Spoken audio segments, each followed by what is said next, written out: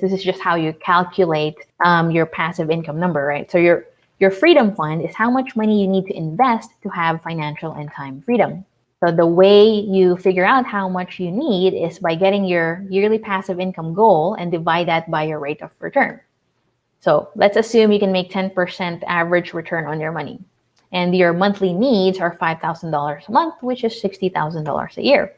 So you divide that $60,000, what you need to make each year in passive income, by 10%, and that equals 600K. Meaning, if you can invest 600K in investments that can give you a 10% return, you can be financially free in level 1, living in peace, where your passive income pays for all of your needs. And I think that should be everybody's initial goal, because once you get to that point, you can do a lot more with your life. Even if you don't want to not work, you can still focus on the work that you actually are passionate about.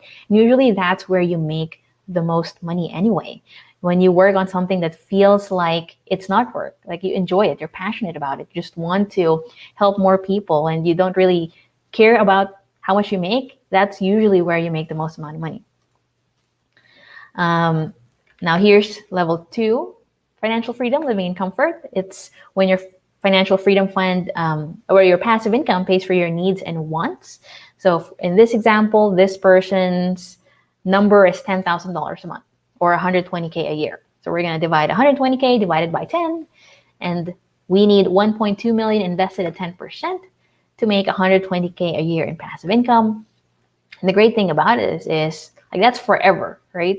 I know 1.2 million sounds like a lot, but if you can hit that in the next 2, 3, 5 years, maybe you're there now. You seriously don't have to work anymore.